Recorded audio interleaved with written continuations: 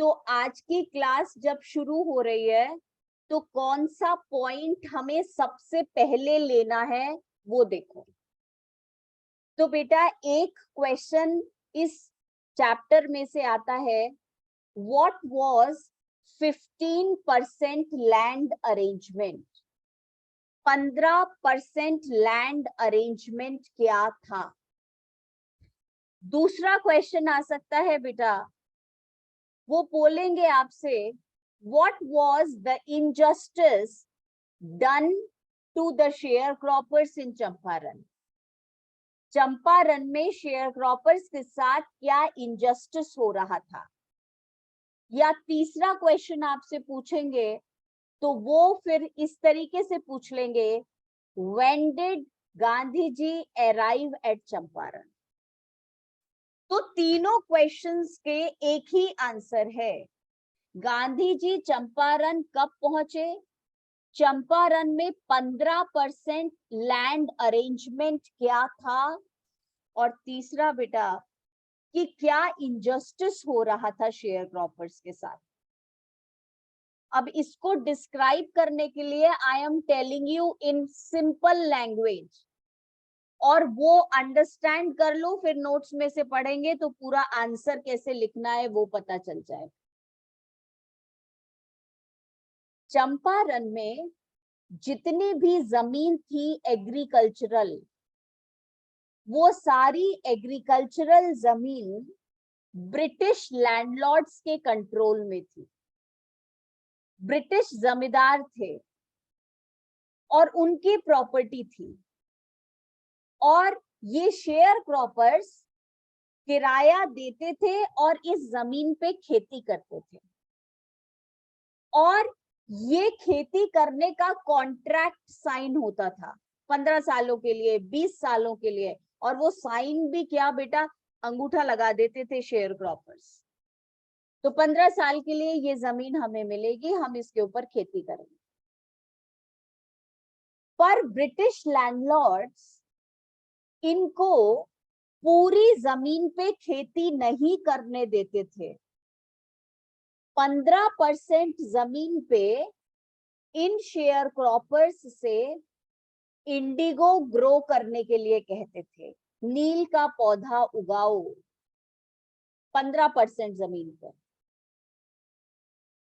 अब बेटा ये जो नील का पौधा उगाया जाता था, ये कैश क्रॉप होता था। ये कैश क्रॉप ब्रिटिशर्स एक्सपोर्ट करते थे, क्योंकि इससे नील बनती थी।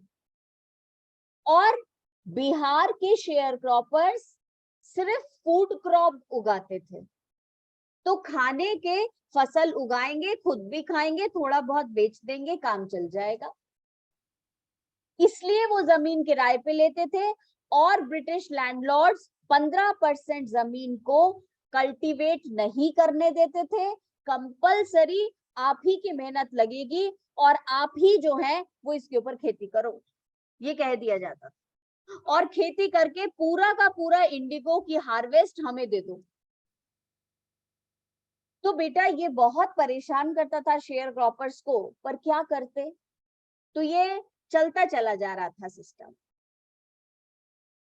अब ब्रिटिश लैंडलॉर्ड्स को एक खास बात पता चली कि जर्मनी ने सिंथेटिक इंडिगो बना ली है, और सिंथेटिक इंडिगो का मतलब वो आर्टिफिशियल इंडिगो जो कि फैक्ट्री में बनेगी।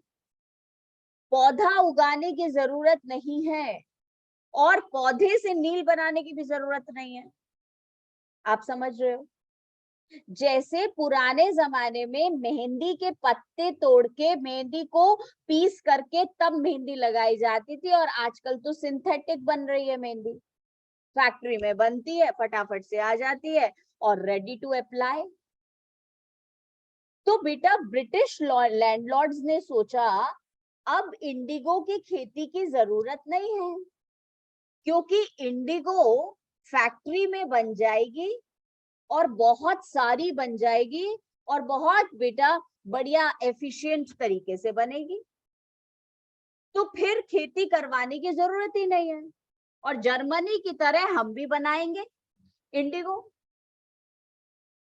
अब बेटा हुआ क्या, वो आप देखो, ये जो ब्रिटिश लैंडलॉर्ड्स हैं, इन्होंने शेयर क्रॉपर्स को बुलाया और गरीब शेयर क्रॉपर्स से कहा कि आज के बाद आपको इंडिगो नहीं उगानी है। 15% जमीन पे आप अपनी पसंद का जो है वो आप उगाओ, जो आप उगाना चाहते हो वो क्रॉप उगाओ, आपको कोई जरूरत नहीं है इसके ऊपर इंडिगो उगाने की। तो बड़े खुश हुए शेयर क्रॉपर्स, चलो अच्छा हुआ, बड़ा परेशान होते थे हम। अब दूसरी बात जो ब्रिटिश लैंडलॉर्ड्स ने कही वो था इनजस्टिस। ब्रिटिश लैंडलॉर्ड्स ने कहा कि ये 15% जमीन हम फ्री कर रहे हैं और इसके बदले में आप हमें कॉम्पेंसेशन दो। कॉम्पेंसेशन का मतलब वो अमाउंट जो कि किसी को लॉस के लिए दिया जाता है। अगर हमारे से किसी का लॉस हो जाए तो सामने वाला हमें कॉम्पेंसेशन देता है, पैसे देता है, आप ठीक करा लेना। और ब्रिटिश लैंडलॉर्ड्स जो है वो कह रहे हैं गरीब शेयर क्रॉपर्स से अब इंडिगो नहीं उगानी, आप हमें वो कॉम्पेंसेशन दो। तो बेटा कॉम्पेंसेशन बेचारे शेयर क्रॉपर्स देंगे कहां से? They could not give it. पर जब उनको पता चला कि ये कॉम्पेंसेशन देने से, पैसा देने से कम प्रॉब्लम से तो छुटकारा मिलेगा, प्रॉब्लम से तो खत्म होगी प्रॉब्लम हमारी। तो बेटा किसान जो है वो कहीं से उधार लेके, कहीं से सामान गिरवी रख के पैसा इकट्ठा करने लगे कि भैया इनको हम कॉम्पेंसेशन दे दें और फिर हम फ्री होकर के एग्रीकल्चर करेंगे। अब बेटा कुछ किसानों के कान में ये न्यूज पहुंच गई, ये बात पहुंच गई कि ब्रिटिश लैंडलॉर्ड्स इंडिगो नहीं उगाएंगे क्योंकि इंडिगो जो है वो सिंथेटिक बनाएंगे, फैक्ट्री में बनाएंगे, इनका कोई लॉस नहीं हुआ, इनको कॉम्पेंसेशन नहीं मिलना चाहिए। कुछ बेटा शेयर क्रॉपर्स तक ये बात पहुंच गई और जो बचे हुए शेयर क्रॉपर्स थे जिन्होंने अभी तक ब्रिटिश लैंडलॉर्ड्स को पैसा नहीं दिया था, वो शेयर क्रॉपर्स बेटा जो है वो बोलने लगे हम आपको कॉम्पेंसेशन नहीं देंगे क्योंकि आपका कोई लॉस नहीं हुआ है, आप तो वैसे भी इंडिगो नहीं बेटा ग्रो करोगे क्योंकि अब आप इंडिगो सिंथेटिक बनाओगे। और उन्होंने बेटा हाथ खड़े कर दिए, हम आपको पैसे किस बात के दें। और ये बात जब उन शेयर क्रॉपर्स के कानों तक पहुंची जिन्होंने पैसा दे दिया था, तो वो भी अपना पैसा वापस मांगने लगे, हमारा पैसा दे दो, हमारा पैसा दे दो, आपको कोई लॉस वॉस नहीं हुआ है। और बेटा इस चक्कर में ब्रिटिश लैंडलॉर्ड्स खूब मार पिटाई कराई गरीब किसानों की कि हमारे सामने जबान कैसे खोल रहे हो और तुम्हें तो पैसे देने पड़ेंगे, ऐसे कैसे नहीं दोगे, हम तो 15% उससे फ्री कर रहे हैं तुम्हें लैंड अरेंजमेंट से। ऐसे में ये शेयर क्रॉपर्स परेशान होके वकीलों के पास गए, राजेंद्र प्रसाद जी, और वकीलों ने इनका केस लिया और वकील जो है वो कोर्ट में केस लड़ रहे हैं और जजमेंट नहीं आ रहा है। इसलिए इन किसानों में से सारे परेशान जब हो गए कि बेटा वो किसान जो खेती करता है बेचारा वो कोर्ट के चक्कर लगा रहा है, उसकी खेती बंद पड़ी है, इतना अन्याय हो रहा है उसके साथ, तब इन किसानों में से एक किसान ने डिटर्मिनेशन दिखाई और वो लखनऊ पहुंचा और लखनऊ में किसी ने कहा गांधी से मिलो और गांधी ने बोला अभी नहीं जाऊंगा, अप्रैल में कलकत्ता आऊंगा, तब आऊंगा बिहार तुम्हारे चंपारण। और बेटा सोच के देखो कि वो जो राजकुमार शुक्ला था, वो जब लौट के आया होगा चंपारण, तो सारे शेयर क्रॉपर्स को बताया एक महात्मा आएगा और वो हमारी प्रॉब्लम्स को सॉल्व करेगा। तो सारे शेयर क्रॉपर्स उम्मीद लगा के बैठे थे गांधी जी कब आएंगे, और वो गांधी जी को अपना चैंपियन मानने लगे। कुछ नहीं जानते गांधी जी के बारे में, पर कम से कम कोई तो प्रॉब्लम का सॉल्यूशन देने आ रहा है। गांधी जी को बेटा चैंपियन मानते हैं। और जिस दिन गांधी जी पहुंचे तो चंपारण तो पहुंचे ही नहीं थे, मुजफ्फरपुर पहुंचे थे।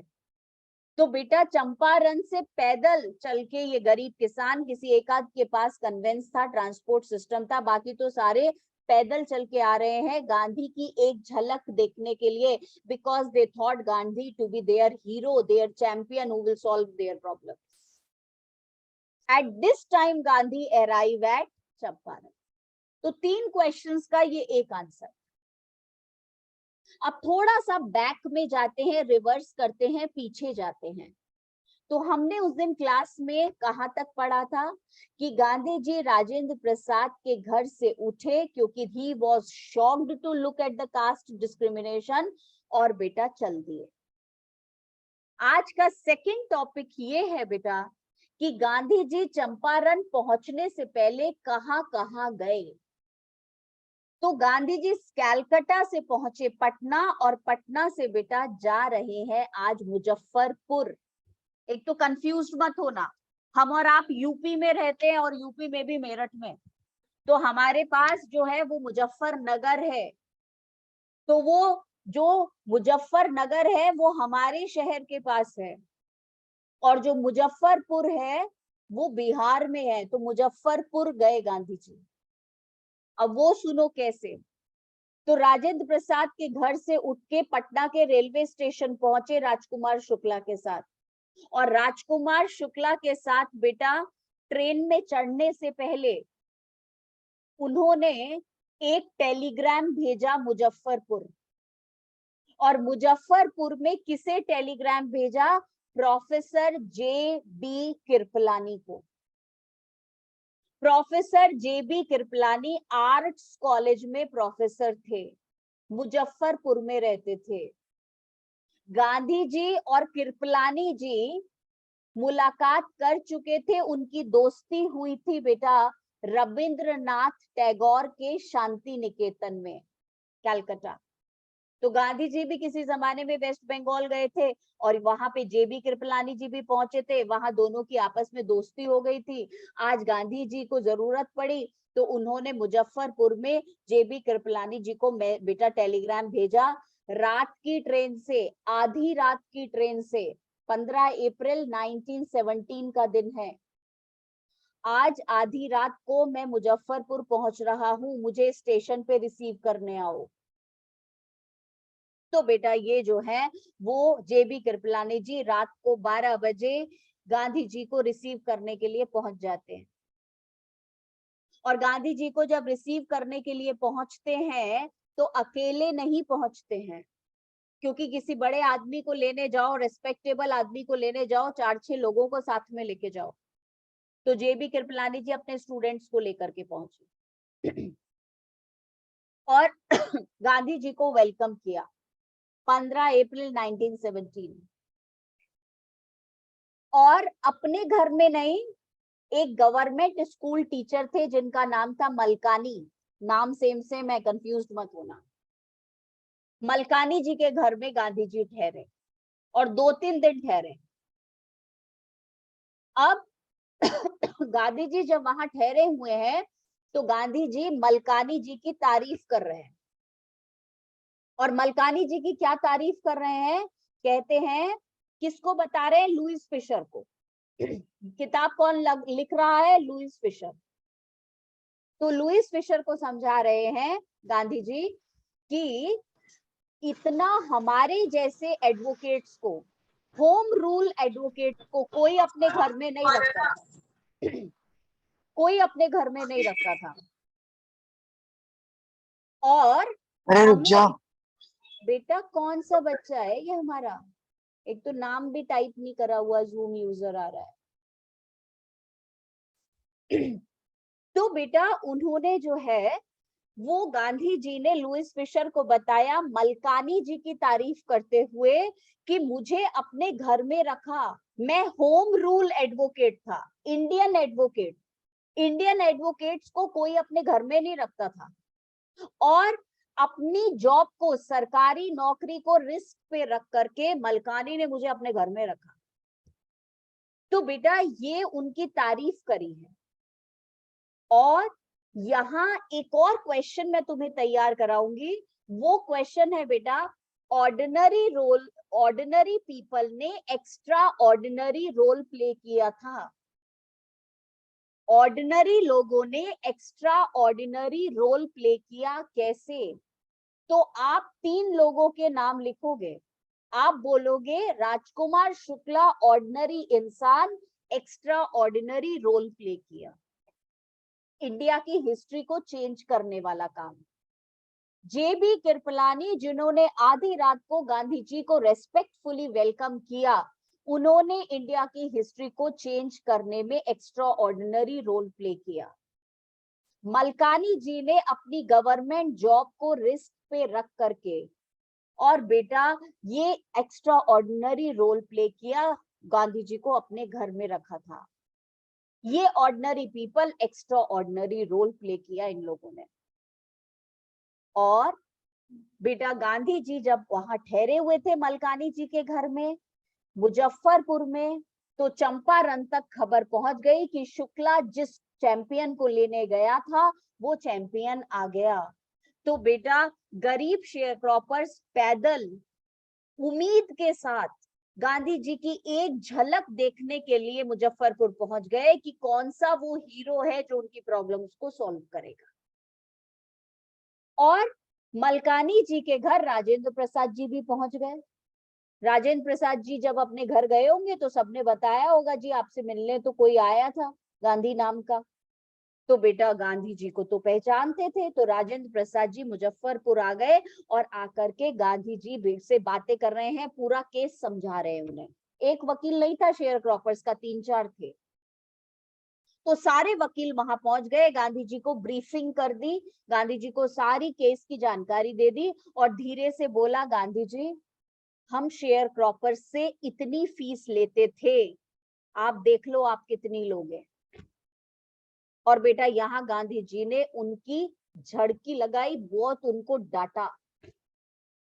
गांधी जी ने बोला इतने गरीब किसानों से फीस लेते हो और इतनी। तो आप जो तीसरा बड़ा इंपॉर्टेंट क्वेश्चन आज का तैयार कर रहे हो वो ये है बेटा, गांधी जी ने लॉयर्स को कैसे इन्फ्लुएंस किया? गांधी जी ने लॉयर्स को कितनी बारी बेटा इंपॉर्टेंट लेसन्स सिखाए? तो पहला इंपॉर्टेंट लेसन गांधी जी ने सिखाया that humanity is more important than money. Humanity, इंसानियत बड़ी चीज है, पैसा बड़ी चीज नहीं है। And he scolded the lawyers for charging such a huge amount from the sharecroppers. और किताब में लिखा ही नहीं है स्कोल्डेड वर्ड, किताब में लिखा है शाइड। और क्वेश्चन भी आ जाता है why did Gandhi shied the lawyers, CHIDE, उसका मतलब क्यों डांट लगाई उनकी। तो यही वाला पॉइंट आपको लिखना है। तो बेटा ये जितने टॉपिक्स आज मैंने डिस्कस किए हैं, ये सारे के सारे टॉपिक्स जो हैं वो कल हम बोर्ड पे लिख देंगे 1 2 3 4 5 6 7 करके, और आपको रिवाइज हो जाएंगे। अभी आप नोट्स निकालो और नोट्स का फर्स्ट पेज टर्न करो, और बेटा टर्न करके लास्ट पैराग्राफ से पढ़ रहे हैं। Gandhi decided to go first to Muzaffarpur to obtain more complete information. He sent a telegram to Professor J.B. Kirpalani of Arts College. Kirpalani was waiting at the station with his students at the midnight of 15th April 1917. Gandhiji stayed there for 2 days at Professor Malkani's house, a government school teacher. तो बेटा ये ordinary लोग extra ordinary role play किया. According to Gandhiji, that was an extraordinary thing to harbor a man. To harbor का मतलब to shelter a man like him due to fear of Britishers. कोई रखता नहीं था अपने घर में. और बेटा यहाँ होम रूल एडवोकेट है किताब में वर्ड, तो कहीं भी होम रूल एडवोकेट के नाम से क्वेश्चन आएगा क्वेश्चन पेपर में, मलकानी जी की बात लिखनी है, ये याद रखना. Peasants rushed to see Gandhiji, their champion. जहां चैंपियन वर्ड आ जाए तो ये वाला टॉपिक लिखना है. Muzaffarpur, lawyers briefed Gandhiji. और बेटा गांधी जी को ब्रीफिंग करी, उनको सारी इंफॉर्मेशन दी केस की. And also told about what they charged, और ये भी बता दिया कितना पैसा लेते हैं. Gandhiji chided lawyers, scolded lawyers for collecting big fee from the poor sharecroppers. Gandhiji felt that these peasants were crushed and fear-stricken. और बेटा ये वाला जो पॉइंट है fear stricken वाला, ये मैं कल बहुत अच्छी तरह यहीं से स्टार्ट करूंगी और यहीं से आपको समझाऊंगी, अभी सिर्फ वैसे ही पढ़ लो. Gandhiji felt that these peasants were crushed and fear-stricken and law courts would be useless, so he decided to free them from fear. ये अलग टॉपिक है. ये वाला टॉपिक देखो, Gandhiji arrived Champaran at following point of time. और यही question दूसरी तरीके से आएगा, what was 15% land arrangement. Large arable land, बेटा arable का मतलब एग्रीकल्चरल लैंड, एस्टेट्स का मतलब प्रॉपर्टी. तो जितनी एग्रीकल्चरल लैंड की प्रॉपर्टी थी were owned by Englishman and worked by Indian tenants. Indian sharecropper उस पे काम करते थे. These landlords compelled का मतलब forced all tenates to plant 15% of their land with indigo and surrender entire indigo as rent. This was done by long-term contract. बहुत सालों का कॉन्ट्रैक्ट होता था. शेयर क्रॉपर्स के अंगूठे लगवा लिए जाते थे. But when the landlords came to know about Germany's synthetic indigo, they wanted to release का मतलब make free sharecroppers from 15% land arrangement. But they wanted compensation for it. इसके बदले में हमें पैसा दो. Some sign, कुछ peasants ने साइन कर दिया, but some resisted. बेटा कुछ peasants ने refuse कर दिया and engaged lawyers. Soon other farmers learnt about synthetic indigo and wanted their money back. और इस समय गांधी जी चंपारण पहुंचे थे प्रॉब्लम को सॉल्व कराने के लिए. तो बेटा ये हम जो है आगे का पढ़ेंगे. कल मैं पहले आंसर लिखवाऊंगी इंडिगो का और उसके बाद फिर हम आगे बेटा जो है वो चैप्टर पढ़ेंगे.